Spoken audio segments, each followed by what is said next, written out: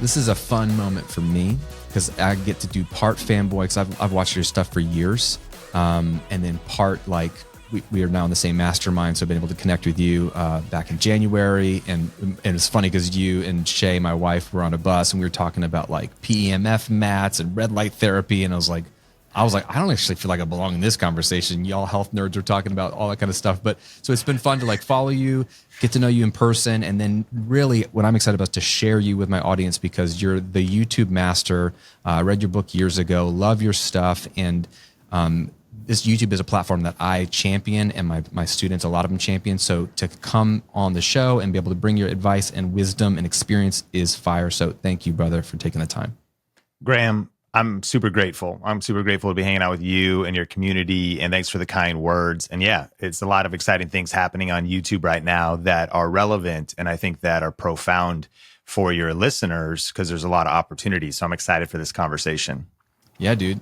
So I feel like you've been the YouTube guy for like ever is what it feels like. And I mean, in forever YouTube land, I mean, YouTube came out with 2005. So I mean, that to some people are blown away that it even came out back then, but you've been on it for so long. You've got over 2 million subscribers on Think Media.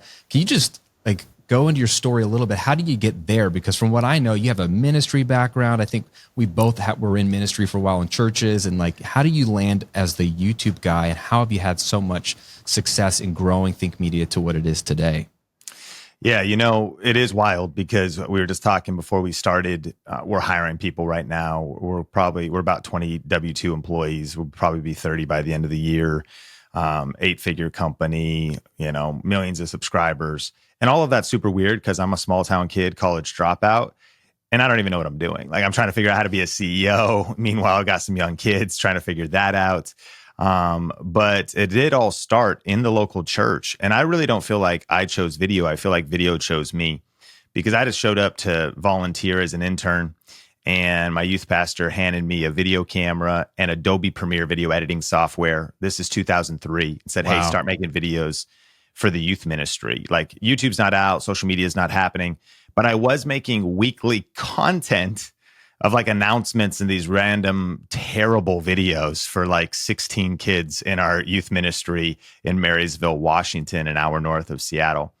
And so I got into video, and then by 2007, right after YouTube started, we actually started a YouTube channel for the church. And again, I'm doing everything wrong. There's actually a 15-minute upload limit.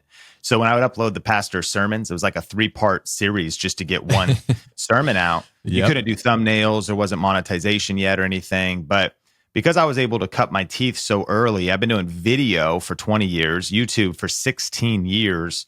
I just have kind of taken the 10,000 hour rule and multiplied it by 5. Like I've probably done 50,000 hours in video, YouTube, client work, eventually started a freelance video business, wedding videos, video marketing, worked with authors, speakers, helped them with YouTube channels, book launches, storytelling on camera, behind the camera, just all the different things. And so, yeah, video kind of just hit my radar. And I really believe if you're faithful with what's in your hand, God will give you what's in your heart. Because ultimately, I love business and entrepreneurship and leadership. And video just happens to be the vehicle. You know, if you see someone who's skilled at what they do, they'll serve before kings, not common men. Yep, and so Proverbs. It's kind of like I just developed this video skill and I just kept doubling down on it. And also then discovered it was such a necessary skill for making an impact with your message and growing your business. Stats came out that I think 86.5% of all internet traffic is video. Wow. And Forbes said that YouTube is the most dominant social media platform. If video is the dominant content format and YouTube is the number one video platform, then I would argue it's irresponsible for someone that's serious about their business, their message, their product, their service to not invest in YouTube because there's so much opportunity there, not just for now, but also for insurance for the future to plant your flag and establish your brand and build your presence on this most important video platform. Yeah, I mean, you just answered my next question. You are very bullish on YouTube and you just gave all the reasons why. Talk to me about, because I totally agree. If I had to pick a platform, I'm like, you know, I want to give people options. Like, sure, yeah, you could do just a podcast or you could do this or you could play on Instagram, but please do YouTube. Talk to me about, you know, someone who's on the fence and they're like, yeah, but I don't know what all you think the common excuses are that you see, but I'll see like, I don't understand the tech, and I just say, well, go to Think Media's YouTube channel. I don't want to, all the ladies that follow stuff. I don't have to put on makeup and do my hair. It's so much. I'd rather just do audio. I'm like, okay, I get it. I don't quite have the problem that. But what do you say to someone who's on the fence that you're like, or they'll just do the whole, well, it's too late, right? Everyone's already on YouTube. Why should I get on it now? Which is always bogus because now is better than waiting longer. But what do you say to someone who has not started on YouTube? They have cold feet. How do you push someone like that into the pool? Yeah, I love those questions because I'm empathetic to the challenges. We're busy, getting on camera, not liking your own voice, feeling awkward, all that kind of stuff. But here's the thing, Graham. I mean, I don't want to go to the gym, but if you don't start lifting something heavy, you're going to die. Like, I don't want to eat healthy, but I'd rather eat donuts and chocolate covered gummy bears, true story, all day long. But I'm going to fry my system and be super unhealthy if I don't do it. And honestly, I didn't want to get up today and actually start working and building my business, but my team is depending on me. My kids are depending on me. And so, that I know I'm coming a little bit hard, but it really is like, you can't do YouTube without work. You can't build your brand without getting uncomfortable. And so I think it's really about getting clear on why first. Reasons come first, results come second. If you have enough leads, customers, if you feel like your brand is invincible and unbreakable, that's not true, but you may feel that way and you may have enough momentum. If you feel like you've got, you're comfortable, you're actually on your way out. You're like, you know what? I've made so much money in my business. Like, it's in retirement accounts, and like, well, then don't do video. Because if you got enough influence, sure, impact, if you've given up on your message, and I mean, like, if you literally, if you don't want to reach more people or like get your core message to the world, well, then yeah, you definitely shouldn't do YouTube. But that would be reverse that. If you want to create insurance between and distance between you and your competitors, I help a lot of real estate agents, and EXP it's kind of one of the new. It's got like 75,000 agents. They have like 4% of the market. You got Keller Williams. My buddy's in EXP. Yeah. So you got all these different. The truth is, the majority of agents and service providers have still not embraced video.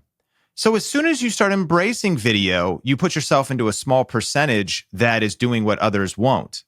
Everybody's scared. Everybody doesn't like how they look on camera. Everybody's overthinking. But just by doing it, you already step into an elite percentage of the. And I'm not even talking about because you're going to be massively successful. I'm just saying as a prevention measure of you being irrelevant as people are more attuned. And YouTube for sure, but video content in general. I think that'd be the other reason I would say is that YouTube is the top of the content pyramid. If you're doing it right, you should launch a video podcast, create video content, and think of YouTube as a home base because it has the longest shelf life. Yep. It's the only platform where your content lives forever. It's the only platform that is really a search engine owned by Google.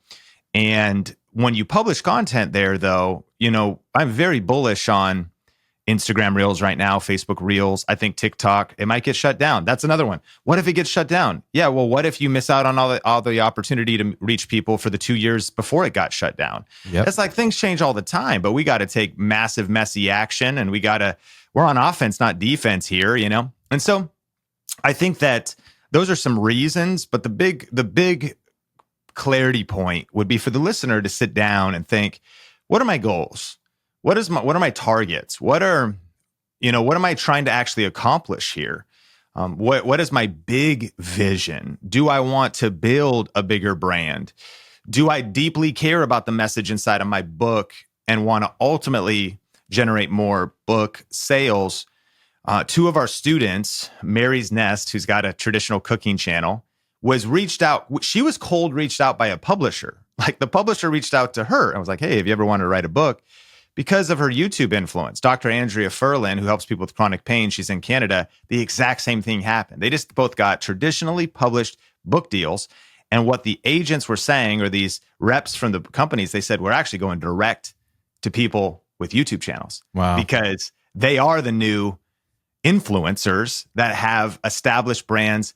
And so I think that they say, when is the best time to plant a tree? 10 years ago, when's the second best time to plant a tree is today.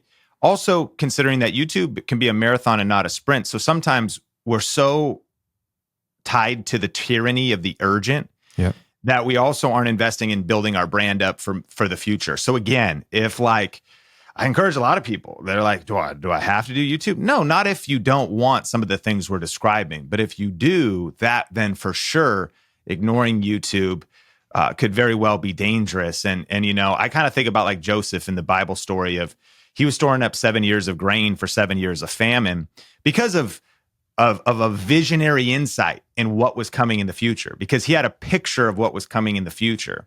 And so I think about, I was coaching somebody yesterday that was like, would YouTube work for a small local restaurant?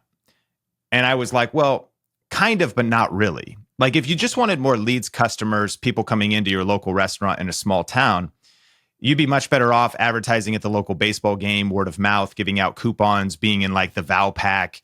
There's a lot of different marketing channels you could use. I said, however, you have all these recipes. You love your product. You love cooking. You should start a media company. Like you should start a YouTube presence, a brand online, start creating content. And the very media company content business that you start, because you have a restaurant and a kitchen and a vision and a story, that could eventually far surpass your local restaurant. And eventually people come into your town. They're like, I can't believe it. I've been watching your show. I've been watching your weekly cooking show. Bingo. So that's kind of, and maybe it leads to a few leads, but there'd be direct response marketing. Do some paid ads if you're just trying to get clients and customers today.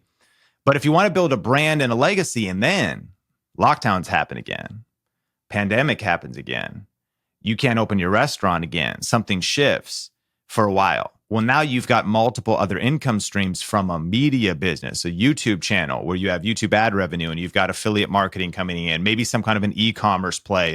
And maybe like many of our students, you've packaged up your barbecue spices, or you've packaged up your mesquite spatula like Cowboy Kent Rollins did. He's got Cowboy Cooking Channel. Or you packaged up your own coffee blend or something, or you're doing something digital products or all kind of stuff. So I think that as we capture vision, that's where the opportunity is. And then my reasons become strong enough to make me punch fear in the face, get on camera anyways, do it uncomfortable, do it when I don't feel like it, go through the learning curve of figuring out the tech. It's all out there, but it's really that first thing. It's like 95% psychology, 5% the actual information and technology. Sure. I get it. It's the mindset battle, the fear of other people's opinions. A lot of that stuff holds us back, but that's why we say you got to punch fear in the face, punch perfectionism in the face, and press record.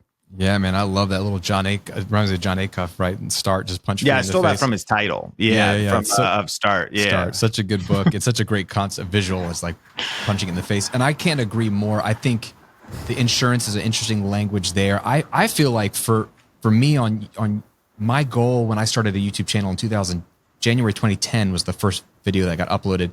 I was thinking, man, I just want to maybe on the digital side of things, I could bring in a little bit of income, but I had a freelance, producing business. I was making records for bands. And so I thought it'd be this little thing. And to your point, I had sort of it wasn't brick and mortar, but the in-person service-based business, the digital side, the content, that grew and grew and grew. And I became known as the music production guy on YouTube. And that surprised the heck out of me. And then when people would reach out and they'd want to hire me or connect with me because they saw me on YouTube, I'm like, what is this thing? Is there more, there's probably more legs on that than me trying to just get more and more clients. And how many albums can I make in a month? And what can my rates be capped at? You start to realize, wow, because I posted content, it's almost like a credibility play. Like I was no better than any other audio engineer out there, probably average at best, but I was the guy on YouTube who was publishing and teaching and sharing. And it's like it created this authority in the space of like, oh, they think Graham or Recording Revolution at the time with, learning music production, that surprised the heck out of me to the point that I had people who were irritated at me that like I had a bigger channel or was getting more acclaim. It was like, well, I'm more talented than Graham. And they were probably right. But I published more and more consistently and served people. And it surprised me of like, wow, to your point, every single thing I uploaded created authority, credibility. That's very vague, but that can be channeled into so many opportunities and has been for years and years and years. It changed my life. I agree with you 100%. You know, what you're talking about too, in a lot of ways, is personal branding. And the person that has a strong personal brand will always win to the person who hasn't invested in building their personal brand. And this is, the studies on this are out, you know, inside of a company, building a brand. If you're inside of a company and working for someone else, it's just, what is your reputation, your credibility, your portfolio? And the person, the agent that has 1,000 YouTube subscribers and 30 to 50 videos. The other thing is that this is a trust accelerator, which you know, it's know, like, and trust. So you just have these assets on the internet that are also, there's a good book by Robert, I would say his last name wrong, like he wrote Influence, Robert Cialdini or whatever. And there's a book called Persuasion, talking about how a lot of brands, the reason they're more successful at sales is because well before the actual sales conversation ever started, they were persuading and preparing, setting the environment for people to make a purchase. For example, on a e-commerce mattress website, they did things like they had clouds kind of as the background graphic as the website. And it got people into the mindset of being more comfortable and floating off to sleep. And they talked about fragrance and music and the aesthetic outside of a physical shop that got people more into the buying mood once they stepped into the shop. Well, recently, I just got a $30,000 consulting client. And this individual, though, once we jumped on the Zoom, they were already sold, actually. They were like, I've been watching your videos. I've already been stalking you. So even just this online content in general is so powerful because it helps you, to your point, it does build authority. And as you said, it doesn't mean you're the best because content is king, but marketing is queen, and she runs the household. And so the people who master marketing, you go, well, my product is, this other music engineer was better than Graham. Yeah, but that's kind of a meaningless statement because some of the best songs, books, movies, content, products right now are in the cemetery. Like, even if they were created, if they never found out how to distribute marketing, if they never figured out how to get known, branding, then it doesn't necessarily mean that the best product is going to win. It's really the best marketing is going to win. With the bad product, you eventually will destroy your brand and reputation because word gets around. Yeah. But content is king, yes. Your product is the core of longevity and legacy, but you got to master marketing. And that's one of the big opportunities with content marketing and video marketing in general is, man, it's such a multiplier. And it creates massive distance between you and your competitors. Hey, friend, we'll get back to the episode in just a moment. Real quick, I hope you're enjoying the episode. And if so, please share it with somebody that needs to hear this episode today. It would mean so much to me. Also, I want to give you a gift for hanging out with me today. I want to give you my free $1 million life-giving business formula on-demand training. Inside of this less than 60-minute training, it will help you uncover your uniqueness to build a 7-figure boutique brand without burning out. This is some of my favorite material. These are the things that I'm taking my private clients through, but I want to share them with you in this free training.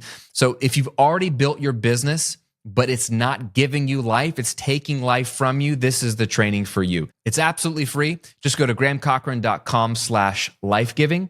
That's grahamcochran.com/lifegiving, all one word. And you can register for your spot right there. Now back to the episode. I love that so much. So, like, let's talk about, this is one of my favorite things to, like, not to make fun of, but like, I love to pull it out when I'm coaching students because I'll get questions where they're literally majoring in the minors when it comes to YouTube. And they've somehow latched onto something like that they think might be a strategic question, but it's missing the mark. And maybe it's like, what's the perfect length of a video? You know, and it's like, you can crush it in short and long. I mean, like, that's the wrong question. Or they're really worried about, you know, which lapel microphone they use in the video. And so I see majoring and majoring in the minors all the time. And I really always try to push people to the things that really actually make a difference on YouTube. So in your opinion, this is your world. What are 1 to 3 like actual things to major on when it comes to YouTube that are worth obsessing over or focusing on? I would say number 1 would be the content value. Number 2 would be, and probably before that would be understanding, let's call it the customer, but would be understanding your target audience. And then the third one would be consistency. So if we said customer, content, and consistency, let's break them down. First of all, I think, again, production value doesn't matter. It does, but there are plenty of channels that have the most expensive camera that are not succeeding. And there are plenty of people just using their smartphone that are crushing it. So if we said that the camera was the only variable, that would be false. It's the content value. But what comes before that is understanding who you're even trying to reach. Because people go, well, what's valuable? Well, that's entirely predicated on who you're trying to reach, understanding your target audience, understanding your customer. This is a big deal because the creator who understands the viewer best wins. The business owner who understands the target customer wins. And so this could have to do with market research. It's understanding the problems and the pain points and the things that people actually want to click on and watch. I'm sure that everybody listening to this at one point or another has probably gone to YouTube to learn some type of information. It reminds me of Andrew Finney. He's a real estate agent, Las Vegas, top 1% of agents, multiple 6 figures a year. When he posted some of his early videos on YouTube, you could argue they were embarrassing. I mean, the camera was probably a $50 Logitech webcam or worse. It just looked terrible. The framing, absolutely horrendous. The on webcam microphone in an echoey room sounded absolutely terrible. He was stiff as a board, deer in the headlights, looking at the camera. And so you're like, everything about this is bad. Or is it? Because his video title was 8 Things to Never Say When Buying a House. And when you inspect the views, even today, it's got nearly 300,000 views on the video. Because of course we realize this. When we click on a video like that, we're not expecting it to be like The Mandalorian on Disney Plus. Like, we're not expecting it to be a Jerry Bruckheimer film in terms of lighting and production value. We have a pain point or a problem, and we're looking for an answer. YouTube can really be summarized in make a promise in your title and deliver it in the video. And make a promise in your title and deliver it in the video without fluff, hype, wasting people's time. Just get to the point. Grab your smartphone, get to the point, serve the viewer. So if you understand, and this is where a lot of people get it wrong, before thumbnail, before title, before even making the video, probably the most important thing is topic. Yep. When you understand who you're talking to, you know, by this time, a lot of people's radars are probably aware of Alex and Layla Hermosi. One of my favorite people is Layla Hermosi because her content is pretty different than anybody else's out there because it's more advanced. She's coming from like an operations scale, very niche, like so she puts out a video that's like how to maintain your culture when you grow past 20 employees. Like, number one, that's never going to go viral. But number two, I'm just sipping on my morning single origin Ethiopian coffee that I just made in an AeroPress, scrolling on my phone. That hits my feed, and I'm like, oh my gosh. This is for me. She understands exactly who she's trying to, the founder operator, myself, that has a specific pain point. And what I don't want to click on is just some generic information. Now, maybe somebody else does, because there's all kinds of levels of like the competence, the competency pyramid. If anyone's ever looked it up, it's pretty powerful. There's 4 levels of, you're just starting your business. Now you're aware that you suck, but you're trying to get it started. And now you actually are established. Now you're kind of doing an autopilot, whatever. So punchline is understand the customer first. And when you start talking about the right topics, it doesn't matter if you just record yourself on Zoom, one rental at a time. Michael Zuber is a really cool channel, and he does daily financial news, gets in front of a whiteboard. His channel has no editing, 0 editing. And he does interviews with like millionaire guests, and they're people that are in commercial, people that are doing all kind of different stuff. But he just jumps on Zoom. He's had me on the show. He books me for 60 minutes. He goes, all right, here's topic number 1. We're just going to riff on this. Topic number 2, topic number 3. He presses record on Zoom, turns it on, turns it off, turns it on, turns it off, uploads those Zoom recordings. He's got like I don't know. He's on his way to 50,000 subscribers, made about 80K in ad revenue. His whole brand is about 400 plus, 500 plus. And then he's got his whole real estate business. That was his media company of putting out super simple videos.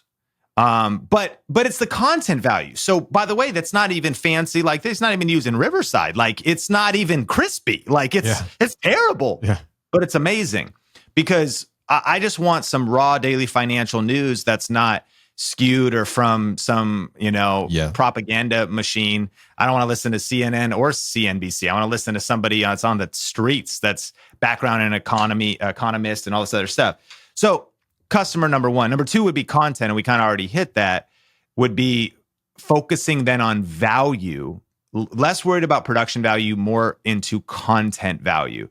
Because I would argue 100% of your listeners, professionals, educators, people that are going to help people solve a problem, business builders, entrepreneurs. So we're the type of people where, the reason that you listen to any particular podcast is never because the audio is just amazing. That's cool. It's never because, they have such great branding. All of that stuff is cool, but it's because you actually get a takeaway from the episode. And the greater you understand what the viewer is listening to, thinking about, worried about, you can contextualize to it. And this is just good business advice in general.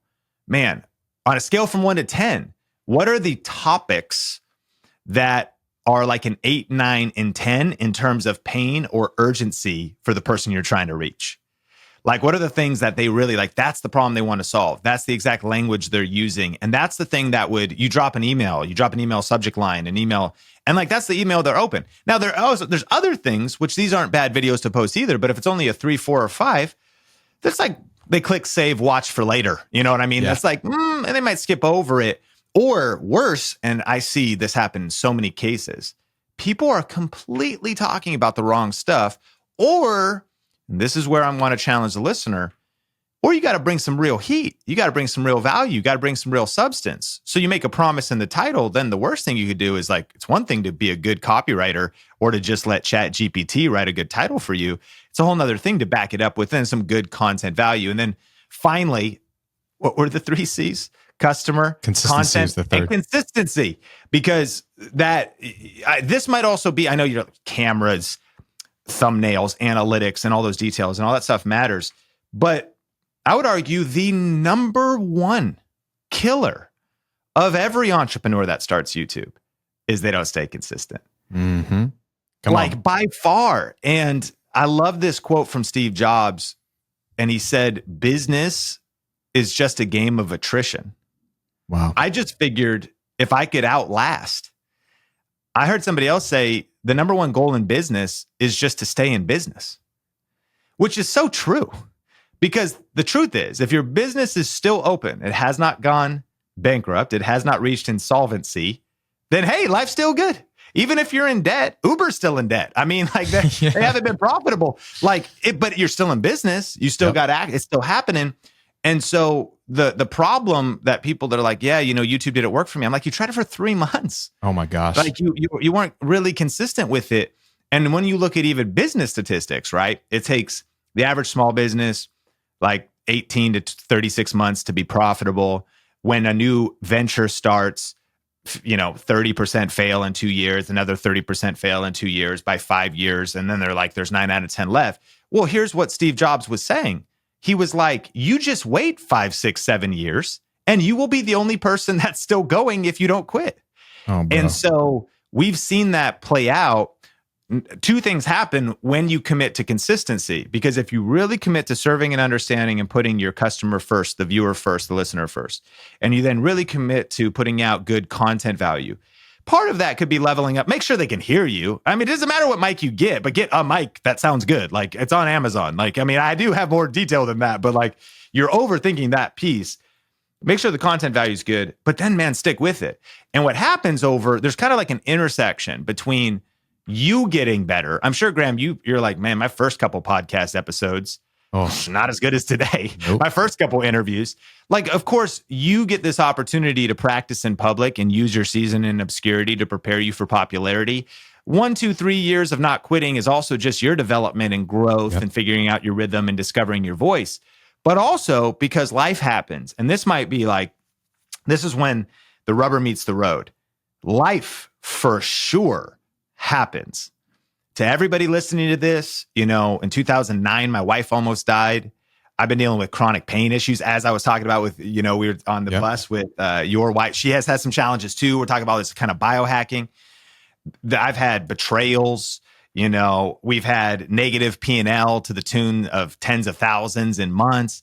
Like, life happens. You get depressed. You get people around. You get sick family members. You get aging parents. Life is going to happen. So I love your community because I know these are people of grit and resilience. But those become the things, because I really want to encourage you. Like, you commit to doing this thing and you're just still going in 7 years and you put a good effort to it. Man, I've had the opportunity now, as there's more gray in my beard, to just see so many people that started are nowhere to be found right now in what we call the creator economy. I'm talking YouTubers and entrepreneurs using YouTube. I'm going to speak at VidCon again this year. That's in Anaheim, probably 40, 50, 60, 70,000 people. It's the largest online video conference. Most people here should not go. It's very entertainment based, a lot of entertainment, lots of Gen Z. But there is an industry level, and there's a community level, a lot of fans. There's a creator level, and then there's an industry level. And so that's kind of I like to stay abreast of trends. All that to say is, there's been these famous creators over the years of all different shapes and sizes, and I've been in VidCons maybe on year 10, 11, 12, 13. But man, it's just so true that a lot of people maybe had 15 minutes of fame, or they had 1, 2, 3 years of fame, but they are gone today. And if we get a little bit, just observational, a lot of the reasons they're gone is because they were family vloggers and they ended up having an affair or digital affair, and they got a divorce. And I mean, once you blow up your family, you can't really have the family vlogger brand anymore. And I say this with deep empathy, but they, the pressures of business and entrepreneurship and awareness, your character cracks under the pressure.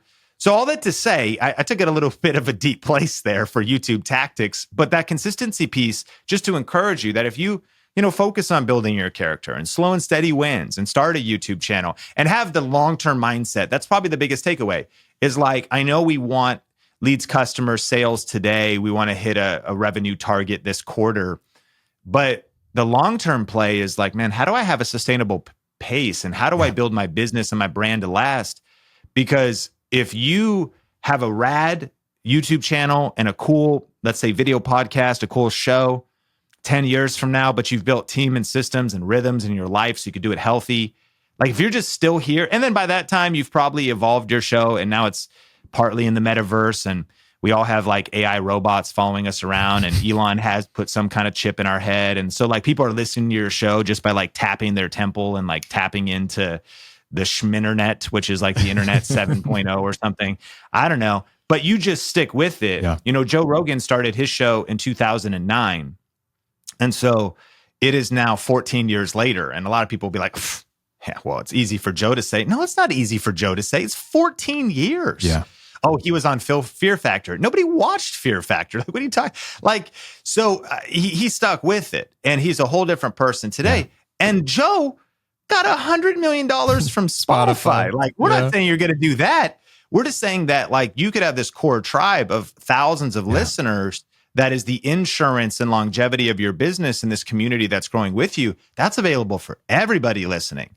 But the bitter pill to swallow is it does take consistency. Here's a fun one that'll get me unfollowed, because who wants to follow the guy that tells you it's going to take pain?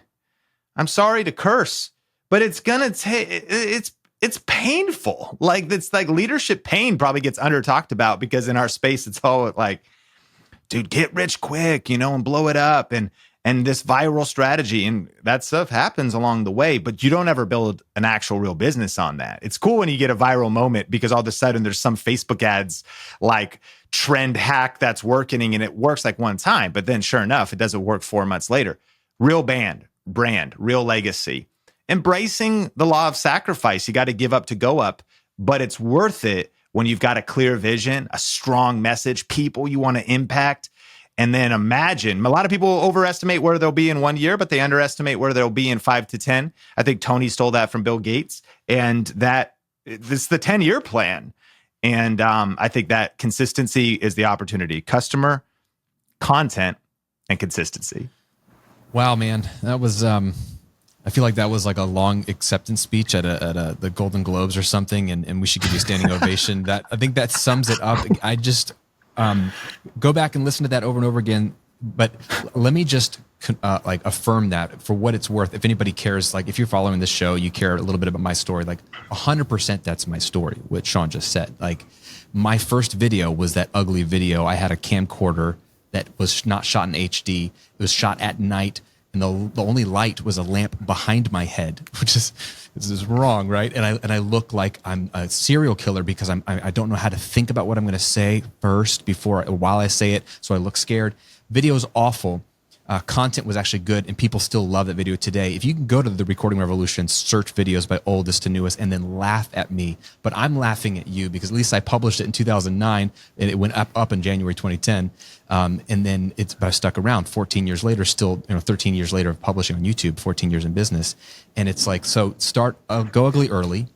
2, I don't know how many, you mentioned the guys that are gone, all the creators that are gone. In my little mini music recording space, we had like a little mini mastermind in the early days, and we were all reading like 4 Hour Workweek by Tim Ferriss, and we're like, oh my gosh, we're going to have passive income. I was like, what is passive income? Is that a thing? I'm coming from the corporate world and I'm a musician. I don't know business, but I was learning all this stuff, and all they wanted to do was put everything behind a paywall. And I was like, shouldn't we be putting out more content? I feel like if we just published more helpful videos, like we would grow. And they're like, you're crazy. You're giving away too much content. And I was publishing every week. I was like, I'm going to show up every week, at least one video a week. That was my thing because I could commit to that at least. And so to your point, what can you commit to that consistently can happen I've been doing that for 13 years now. And then all those guys are gone. They had a better funnel. They had all the digital marketing stuff that you're supposed to do. They had that, but what they didn't have was consistently publishing content. And they got bored or they ran out of steam. And I never understood why you would run out of steam because I loved talking about music production. Like I could talk about it forever, which is why I counsel people when you're going to start an online business, pick a topic you could be talking about for the next 10 years because A, you probably love the crap out of it, which is going to be more genuine, more real. They're going to love it. But B, you'll be around in 10 years to Steve Jobs' point, and everyone else is going to be gone. And I'm not that talented when it comes to the stuff I was teaching, but I've not given up, and it's still there. The channel's still there, and it's still video. So I think everything you just said, I'm like, bro, that's my story. And really, I to your point, I see so many creators who they've given it 3 months. They've given it a year or two. It does take time. And here you said something that I'm now remembering that was so important for me. I saw an inflection point in my YouTube / selling courses like business model at 18 months into publishing. It was 18 months. And part of it was building the audience and some momentum. Part of it was it took me 18 months to have the guts to publish videos on the topic that my people most wanted to hear, but it was the most technical and I was the most afraid to talk about it because what if I was wrong or what if I wasn't as good as I thought? So I did all the safe, easy videos for 18 months. And it was halfway through the second year that I was like, I got to start talking about this and just have some confidence and be like, here's how to do X, even though people could tear me apart. And that's when people were like, this is what I've been wanting. Views went up, sales went up, because I finally, to your point, goes back to who are you serving and what do they actually want? Give them those freaking videos. But it scared the crap out of me because I didn't have the confidence. So maybe you have a slow build till you have some confidence, but the more you can publish on what people want, that's when things are going to take off. So I just agree. That's a long way of saying I agree.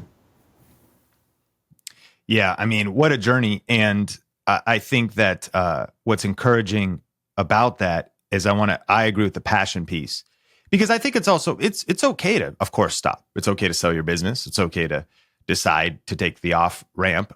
Your goal would be to avoid being forced to stop Correct. because you push yourself too hard and you cracked under the pressure and you didn't find a sustainable pace, or you just made a mistake and, it takes 5 years or 50 years to build a reputation and 5 minutes to ruin it. And so all of that to say, but yeah, man, if you could pick something, because then the good news, if you're also feeling like you haven't broke through yet, it might be because your competitors are too strong and they have too much momentum. But if you are consistent and just being patient and just waiting, and then all of a sudden the market shifts, they shift, something happens in their life, and then you're the last one standing. Steve Jobs, business is a game of attrition. My favorite example of this is Forrest Gump. You of course remember Forrest Gump. Come on, Tom Hanks. And I love it. Like, they're like, we are starting a business. We are going to buy a shrimp boat. Come on, Bubba Shrimp Company, right? And so they start this, but they're newbies at it. Like, they're not great at it yet. And there's all this competition. So they're out there. He's out there with Lieutenant Dan. They're putting down the nets. Nets are empty. And super frustrating. You're putting in the work. And I think this is such a relatable story for entrepreneurs, because you're grinding, you're hustling, but you're like, man, there's people that got more boats than us. There's people that got more people than us. There's people they started before us. They got more momentum. They got more skill. But then this storm comes, and the famous scene is in Forrest Gump, is the storm is raging, and Lieutenant Dan's like up on one of the, sails, and he's like, God, if you will get us through tonight. And like Forrest is actually doing the work, and he's like rigging things, just trying to survive through the storm. And then the scene cuts. The next day, all the boats are sidelined. They're up on the shore, hulls crushed, and they're the only boat that's left standing. They put down their nets, and then boom, piles of shrimp. And so there's something about like the resilience and grit of staying in it, because you don't know when that timing will be, but when the storm hits, and that's back to life happens. That storm could be a pandemic.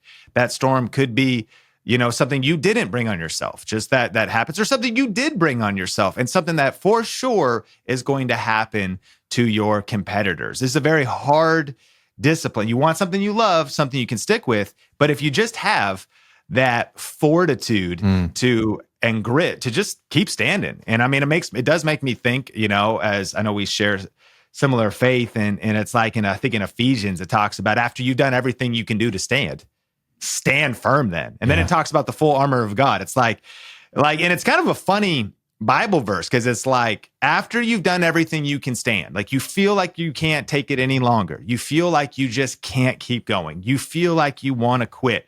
The Apostle Paul's like, just keep standing. Yep. Don't move. Feet strong, planted on the ground, eyes like flint, face like flint, just stand, which is not even an offensive strategy. It is just a defensive, rock solid, be patient, and don't move. Yeah. Stay strong. And so I think that obviously we're talking about YouTube, but maybe there's somebody that encourages to just not quit, to just keep going. And then to realize that sometimes you look back like you did and you go, man, my competitors are gone.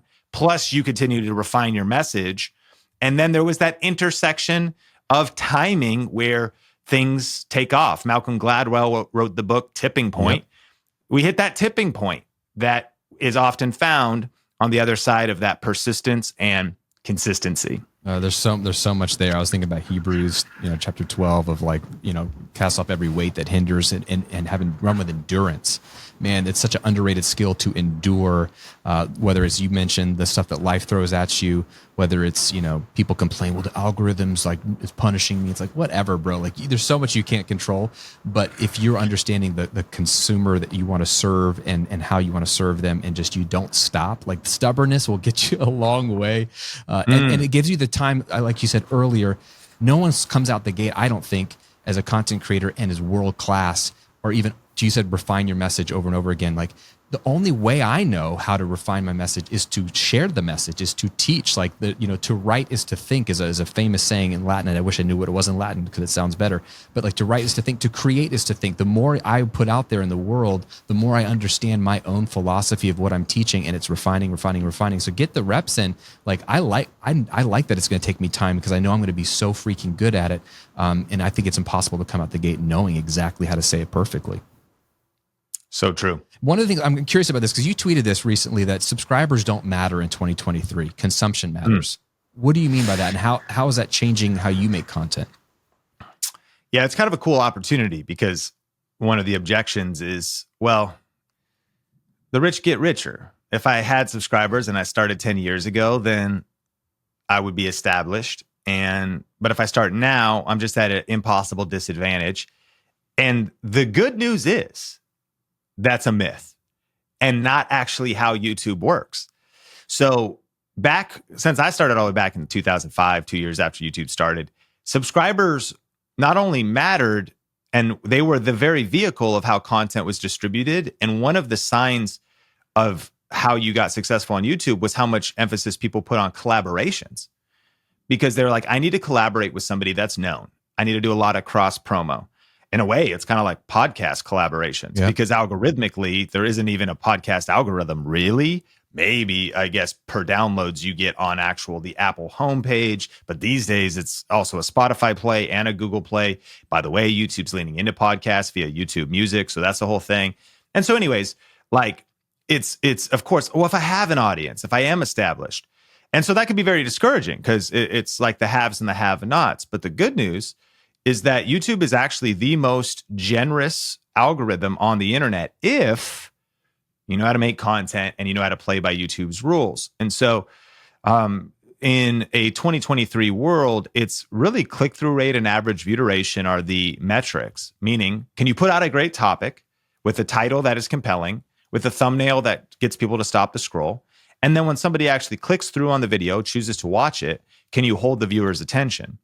And what YouTube will do, if you start a brand new channel with 0 subscribers, you created a good video, as we're describing, then you send out a tweet and send out an email to your list and say, hey, I got a video. And by the way, your list might be 22 people and your Twitter following might be 200. So you get 6 people to watch the video.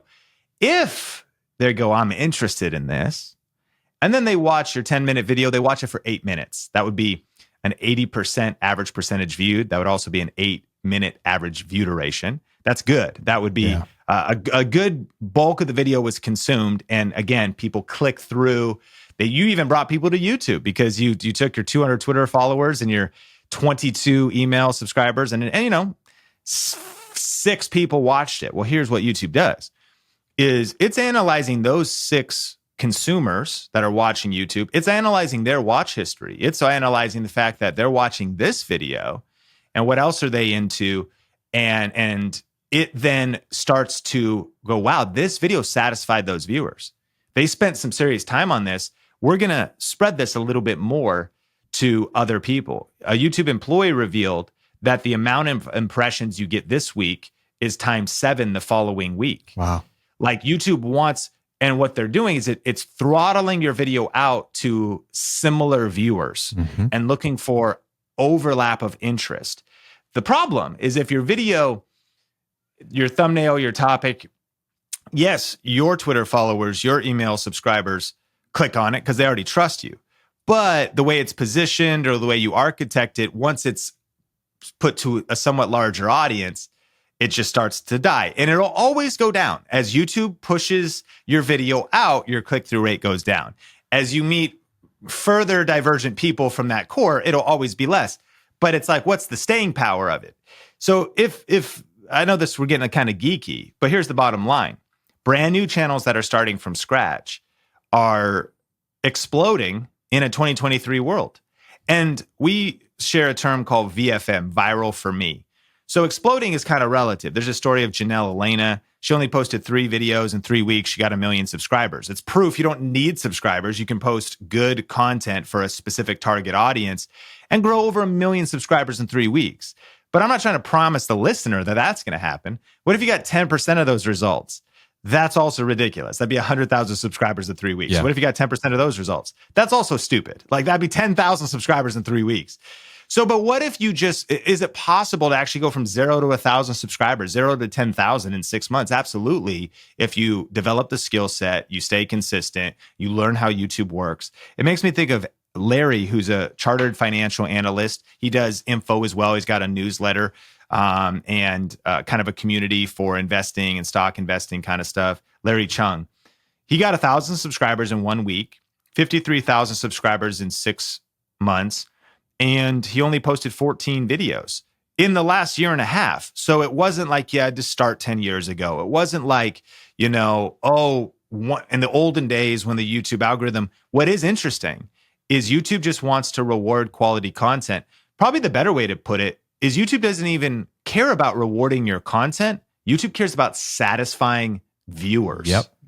So when you become obsessed with the viewer and you actually, what I like to think about for the listener is probably you have some people that are dating, a lot of people maybe that are married, and most people here may be familiar with the 5 love languages. And it's like the 5 love languages, Gary Chapman, are so powerful because as a husband, there's that aha moment when you're like, oh my goodness, my wife's love languages might not actually be my love languages. So I was trying to love her in a particular way, and yet her tank was empty. Yeah.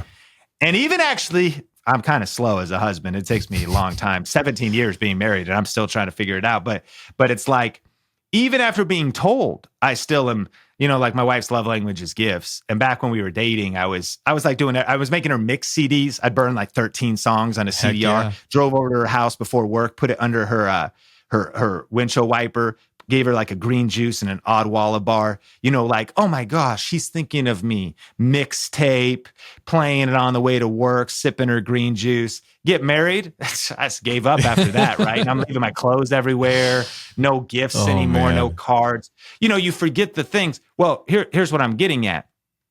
The key to a powerful relationship is discerning the love languages of the other individual, and then serving those love languages. The key to success on YouTube is understanding YouTube's love languages.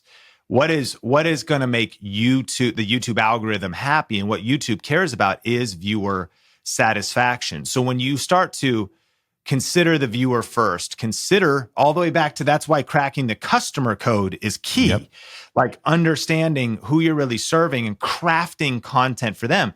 A lot of people make selfish content. A lot of people start getting into kind of even if you go all the way down to like, well, what's my message I want to get out to the world? Okay, fair enough. But that's also well, what do I want to talk about? Okay, yes, but the filter should be, do you think about the audience first? And this would even just be good persuasion, just good public speaking, just tuning into, WIMFE or whatever. What's in it for me is what everybody's thinking about. It's Maslow's hierarchy of needs. People have self-interest. So when you just are going to be able to better reach people, a spoonful of sugar helps the medicine go down. You're just going to be, when you really obsess over the viewer and satisfy the viewer, brand new channels can grow from scratch right now if you learn these skill sets and play by these rules and learn YouTube's love languages. I love that. And I've 100% been excited about where YouTube's gone the last couple of years, really democratizing content. You said it's the most generous platform. It really, really is. And so it's so exciting because I can encourage people with what you just said, that you can jump on today and you're not at a disadvantage. Like it wants you to be successful on the platform. So there's no more excuses. It's ripe. It doesn't have to be 2005, 2023. You can still be super successful on the platform. I love that. Dude, I have so many more questions. We're way out of time. So we'll have to just do this again sometime. But we want to end with the section or segment we call the Golden Rule segment. This is completely has nothing to do with YouTube. It can if you want it to, but I'd like to go to a different direction. You've got kids, really cute kids.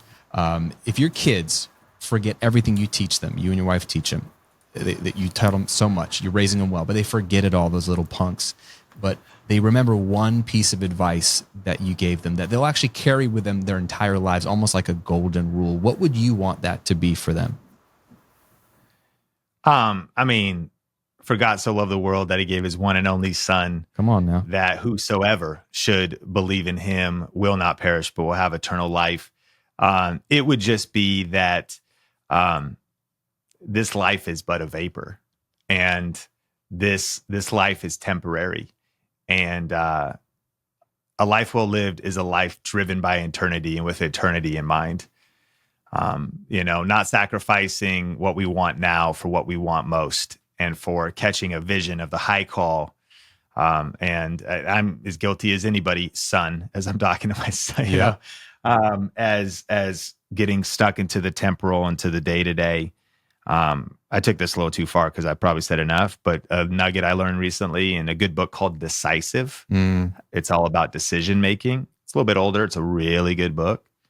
Is the 10-10-10 rule. How will this decision make me feel in 10 minutes? How will this decision make me feel in 10 months? And how will this decision make me feel in 10 years? And the 10-10-10 rule is so powerful. But if you pump that up, then it'd be, how will this decision make me feel in eternity? Come on now. And the greatest North Star would be reverse engineering back of what good is it to gain the world, but to lose your own soul, and to just have that perspective and point of view influencing your day-to-day decisions. Come on, somebody. I love it. We went to church today, whether you wanted to or not, and I love it. Sean, I appreciate you, man, so much. I think I've told this to you to your face, but I'll say it, publicly, that I've continued to elevate my respect for you in not being ashamed of your faith, and showing people that not only is it part of who you are, it's everything that you are, and it's fully integrated into YouTube and your business and how you lead a team and how you run your family and lead your family. So kudos for just being a light in the darkness and just being a great role model for people to watch, man. So there should be more people like you out there. So I'm grateful for what you do on a practical level, but just as a man and a human being, you're a good one, brother. This has been great. Two things I want to point everyone to: resources. One, go get YouTube Secrets, killer book. Get the latest version. It's like the book to get on this, right? And then two, Sean's got a ton of great content on his channel, multiple channels, but he's got a class for you that we want to push you to that's just incredible, and it's free. The one YouTube strategy that generates 122,490 plus views per day. It's free. If you want to dive in deep and get into the nitty gritty of how to practically use YouTube, go check it out. Sean's the best at it. I've got a link in the show notes, or you can go to grahamcochran.com/Sean, SEAN, to get access to that. And Sean, this has been great, man. Thanks for your time, brother, and wishing you all the best in all you're doing.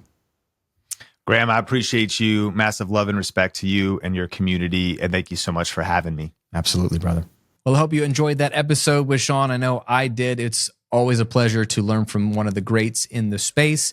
And I always learned something from Sean. Definitely check out his book, YouTube Secrets. It is a classic in this space, and there's so much wisdom inside of it. And be sure to sign up for the free training that Sean was offering, that he mentioned in our episode, the one YouTube strategy that generates over 120,000 leads per day. The link there is grahamcochran.com/Sean, SEAN. We'll put it in the show notes below. And definitely check out the Think Media YouTube channel and the Think Media podcast, of which I've been a guest on as well. Thanks for hanging out with me today. I hope you have an incredible week, and we'll see you on another episode real soon.